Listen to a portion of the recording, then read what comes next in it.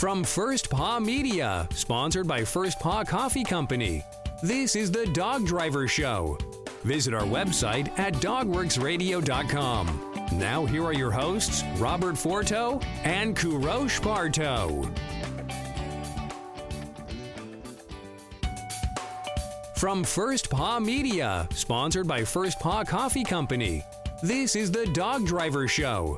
Visit our website at dogworksradio.com. Now here are your hosts, Robert Forto and Parto. Hello and welcome everybody. This is Robert and I am here with my co-host KP and we are the Dog Driver Show, and today we have a special guest calling in. His name is Joe Bifelt, calling in from Musher, Alaska. KP, what do you know about Joe? I met Joe actually several years ago in one of the village races in Alaska as a young man who was starting with his grandfather's sled dogs, the famous legend George Atla, and then of course through the programs that he is organizing for the community, for Alaska rural communities, and he's doing a great job. He was in a movie very recently, beautiful movie called Atla. Actually, I went and watched the first day. Really excited to have him among us today because he's going to bring a lot of knowledge about the program he is putting together, the HL program. We've talked about the program many times on this show, and I think it's going to be important to know the roots of this program. Joe, how's everything going with you? Pretty good. Just enjoying summer. Very good. Can you tell me, a lot of our listeners are not mushers per se, and can you give me a little bit of background about who you are and how you are born in the sled dog sport, actually? Yeah. All right. Well, my name is Joe Bifelt. I'm 25 years old. I'm from Musher, Alaska. I was born into a mushing family, and many of my grandfathers were world champions, a long time ago. But growing up, basketball was my sport. I wasn't introduced to dogs until my senior year of high school. But that's kind of when I got the bug and fell in love with it through my grandpa George.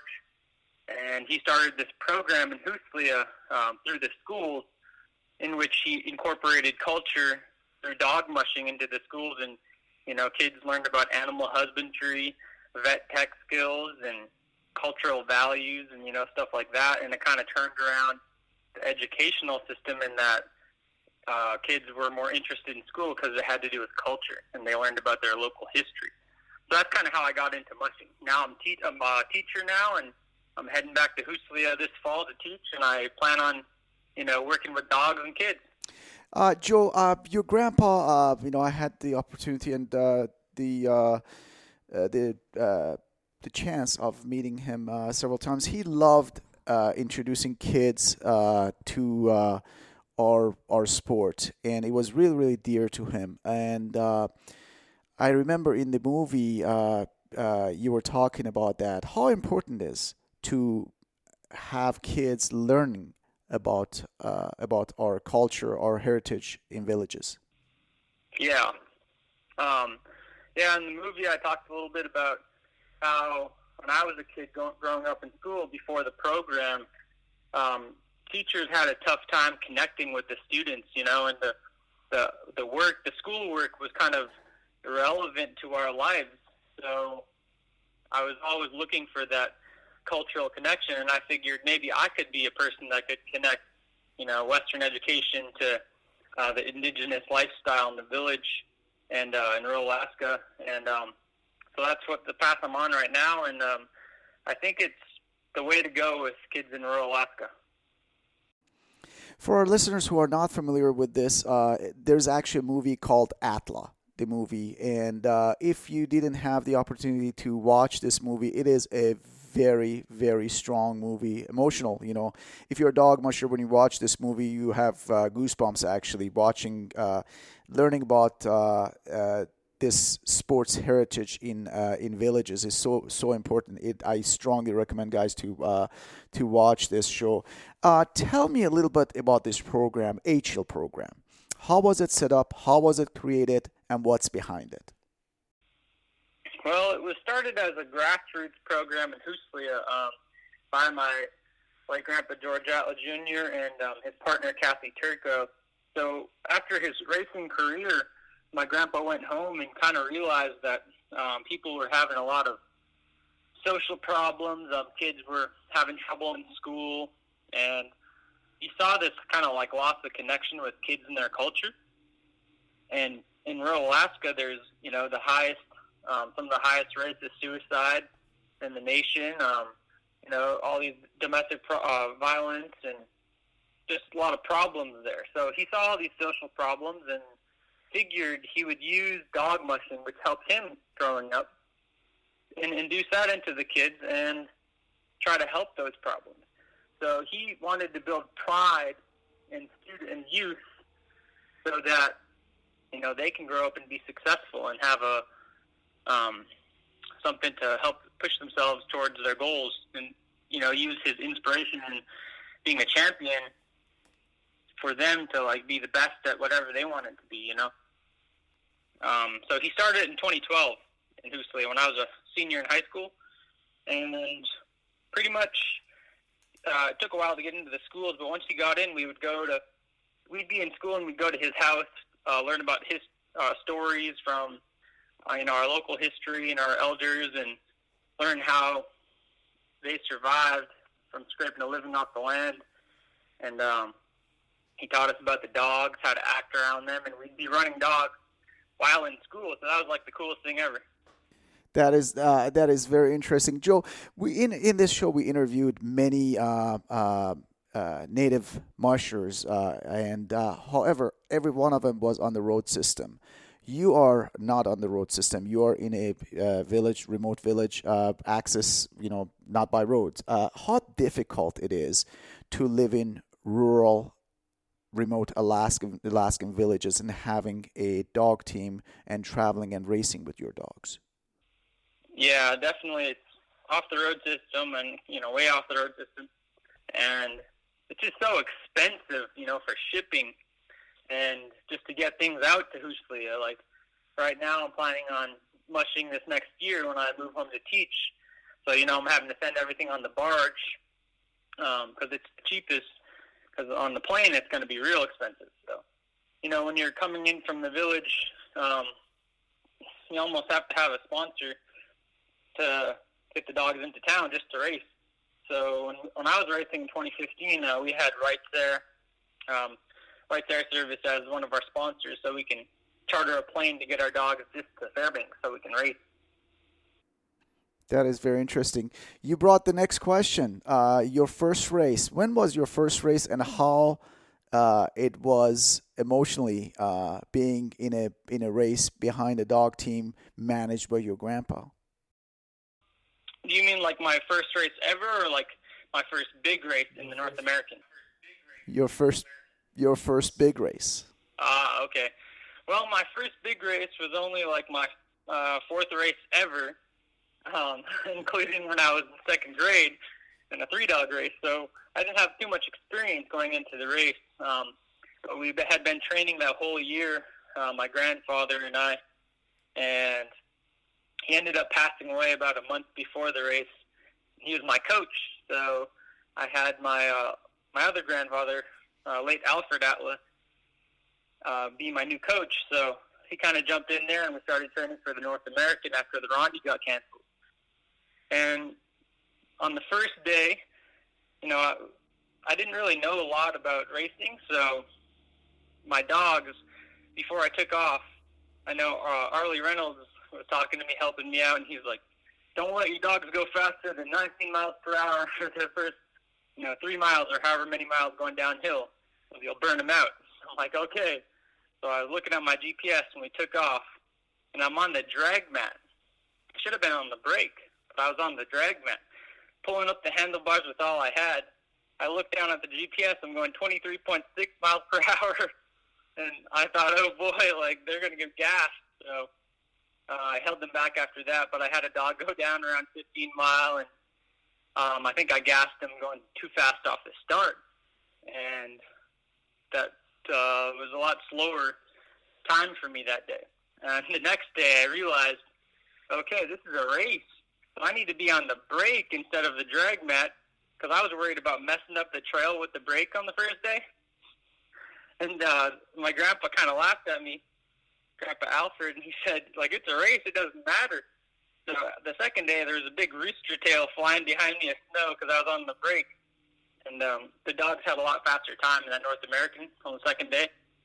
So I learned a lesson there and holding them back. And third day was the best day for me. It was the longest. It was 27.8 or whatever miles. And it's kind of when we came together as a group. I had about 9 dogs, my top dogs. And I finally learned how to kick that day and pedal with the dogs. And it felt like we were just finally moving, like at our prime,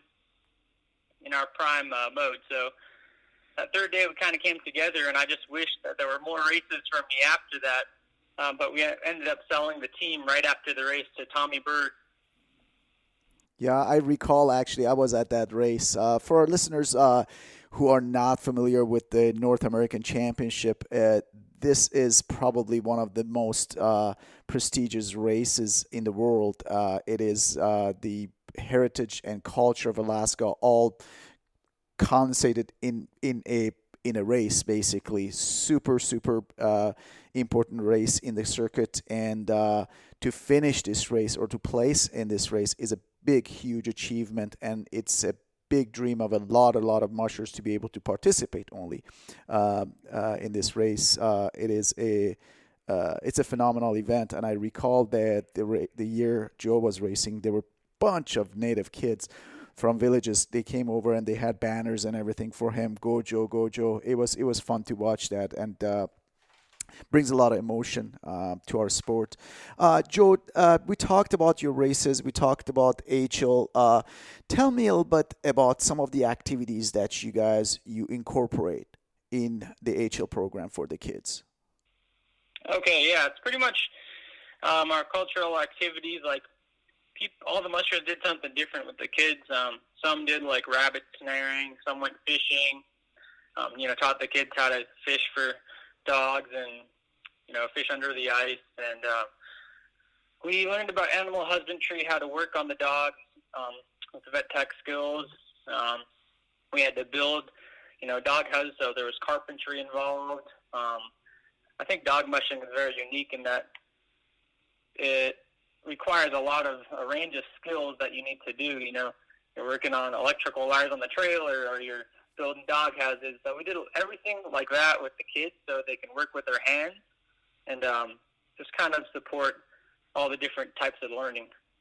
Joe, I want to stay with the program for a little bit. You talked about in your bio that you sent over that you were involved with dogs as a young boy, and then was not involved with it until you were a senior in high school, and basketball was your sport up until then.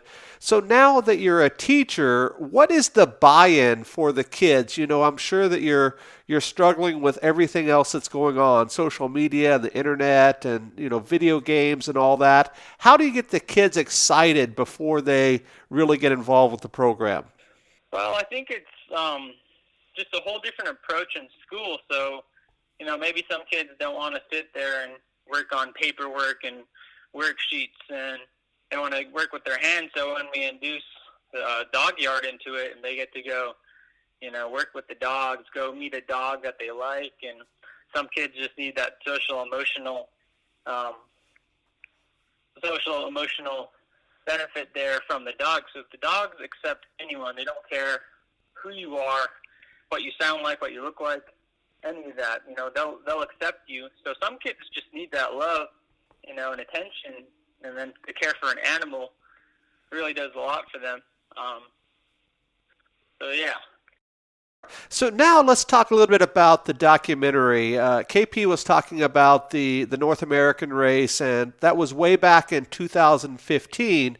And the movie was released late in 2019 on PBS and some other outlets. So it took about 4 years from that time until it was released. And I love talking to people that are either making films or have been in films. What do you think about the entire process? I'm sure that they filmed a heck of a lot of stuff that they didn't use. What do you think about the end product and your involvement in it? Well, it took a lot of time. As you said, 4 years. I didn't realize how much work it took for a film to be made, and she had Catherine Axley as the director, and she had many people editing and just replaying footage over and over and adding music and adding different cuts into the film, and it just took so much work and so many extra interviews, and it's pretty cool to see it come together, and I think she did a fabulous job in doing so. She kind of interweaved my late Grandpa George's life and his career with our current training that we had going on, and she weaved it just so beautifully, and I think it was very powerful and had a lot of emotion in it, and I think everybody that watches it kind of feels that sense of pride and also the inspiration in his life, and then the sadness that goes into things that happened in his life and how he overcame them. There's just a lot of emotions going on. Joe, we recently did the Serum Run expedition this past winter from Nenana to Nome, and we showed the Atla movie just about every night in the villages along the way. And one of the things that really struck me was how many people knew George and knew the story and were even related to him in some way. And he was a pretty powerful figure throughout rural Alaska, wasn't he? Yeah, definitely. I have the same experience in rural. I think if you're talking to anyone, then that seems like they always know who my grandpa is and what he did for them, how he inspired them. I just read an article. It's an old article from a guy in Anchorage who was from rural Alaska and how it inspired him, when he was a teenager, and how he felt like he was empowered and he could do anything he wanted with his life because of the things that my grandpa was doing on the racetrack, and he was just really inspired by that, and I think it touches a lot of people. It sure does.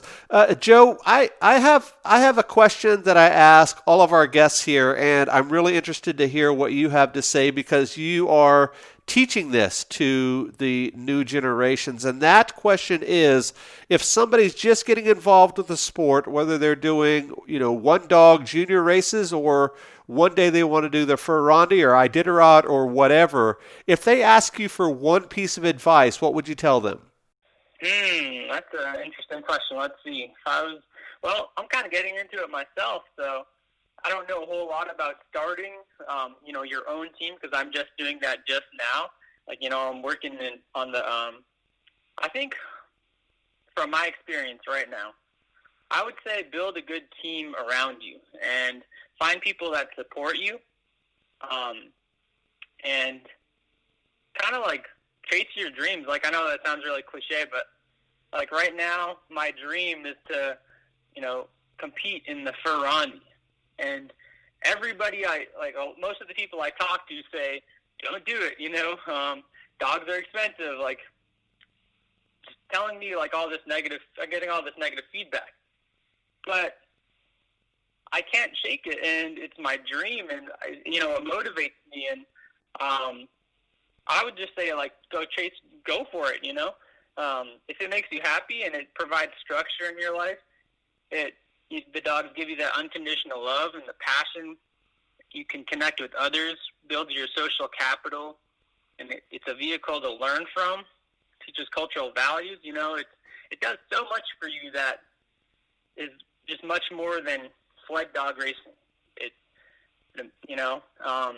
I think people don't realize that we don't do this for money. All those things I just mentioned, that's what it's about. And dogs are much more than just racing. That's great advice. Joe, I did not know that you were going to be a guest until I came in today. And it's really cool to hear from you, 5 years later after the movie wrapped up and, of course, is now available for everybody. And it's really cool to hear that, number one, you're still doing the dog mushing, but I think more importantly to me is you're a teacher now, and I know that was a part of the film where you're going to UAF and doing all that, but you've also fulfilled that and are now a teacher in the villages, and I think that that's a very cool accomplishment. I want to wish you the best for sure, and turn it back over to KP to close the show.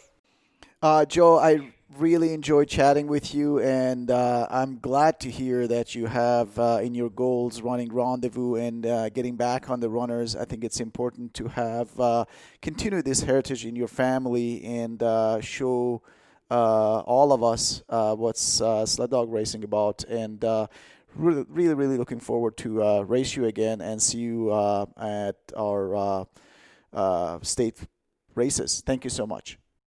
Thank you, KP. Thanks for having me. Excellent. On behalf of my co-host today, KP, and our guest today, Joe Bifelt, calling in from Hoosley, Alaska, this is Robert for the Dog Driver Show. Make sure you check us out over on dogworksradio.com. We'll see you guys next time. Goodbye. From First Paw Media, this is the Dog Driver Show. We hope you enjoyed this podcast, and we invite you to subscribe in Apple Podcasts, Spotify, Stitcher, or wherever you get your podcasts. You'll find a link on the episode notes. You can tap or swipe on the episode cover art, and you can see some offers from our sponsors. You can support our show by supporting them. If you like what you have heard, we would love it if you could give us a 5-star rating and tell your friends how to subscribe too. Your hosts are Robert Forto and Parto. Our producer is Robert Forto and created for First Paw Media.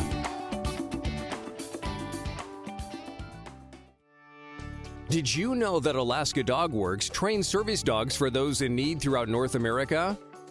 Each and every service dog that is trained through the Lead Dog Service Dog Program and Michelle Forto and her team has an individual training plan. We train for autistic, mobility, psychiatric, and PTSD for our soldiers for service work. If you know of someone that may need a service dog, please take a moment and check out Alaska Dog Works on social media and at alaskadogworks.com.